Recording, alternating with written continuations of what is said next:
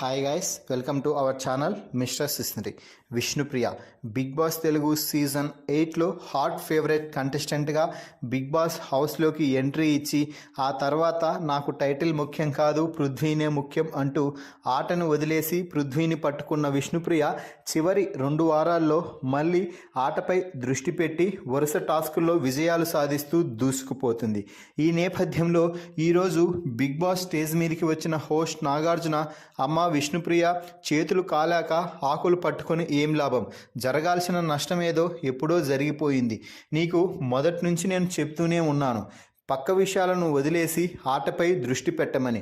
నువ్వు మాత్రం ఆటను వదిలేసి పక్క విషయాలపై దృష్టి పెట్టి నేను నా ఓపెన్ హార్ట్ని చూపిస్తున్నాను, నేను ఎలా ఉన్నానో అలానే ఆడియన్స్కి చూపిస్తున్నాను, నచ్చితే ఇంట్లో ఉంటాను లేకపోతే బయటకు వెళ్ళిపోతాను అని అన్నావు కదా. మళ్ళీ ఈరోజు నేను టైటిల్ విన్నర్గా నిలవాలనుకుంటున్నాను, నాకు మీ మద్దతు కావాలి అంటూ ఎలా అడుగుతావమ్మా అంటూ క్వశ్చన్ చేయడంతో విష్ణుప్రియ మాట్లాడుతూ, సార్ నేను ఈ ఇంట్లో ఒక్క క్షణం కూడా యాక్ట్ చేయడానికి అస్సలు ఇష్టపడలేదు. వచ్చిన ప్రతి క్షణం నుంచి నేను ఎలాగున్నానో అలాగే ఉంటూ వస్తున్నాను. నన్ను నేనుగా ఆడియన్స్ ముందుకు తీసుకుపోయాను, అంతే తప్ప నేను చేసిన తప్పేమీ లేదు.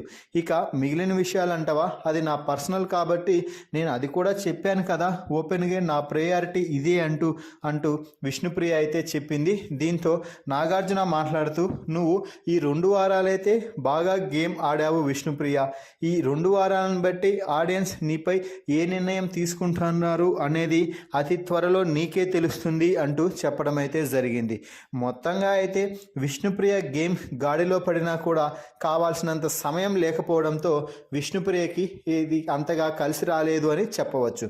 సో ఫైనల్గా నాగార్జున మాట్లాడుతూ, చేతులు కాలిన తర్వాత ఆకులు పట్టుకొని లాభం లేదు విష్ణుప్రియ, నీ గేమ్ అయిపోయింది. ఇక ఆడియన్స్ రిజల్ట్ కోసమే వెయిట్ చేస్తున్నాం, దాంట్లో ఏమొస్తుందో అతి త్వరలోనే చూద్దామంటూ విష్ణుప్రియతో అయితే చెప్పడం జరిగింది. మరి విష్ణుప్రియతో నాగార్జున మాట్లాడిన మాటలపై మీ అభిప్రాయాన్ని కామెంట్స్ రూపంలో తెలపండి. మరిన్ని బిగ్ బాస్ లైవ్ అప్డేట్స్ కోసం మన ఛానల్ని చూస్తూ ఉండండి. Please subscribe our YouTube channel mister సిసింద్రి.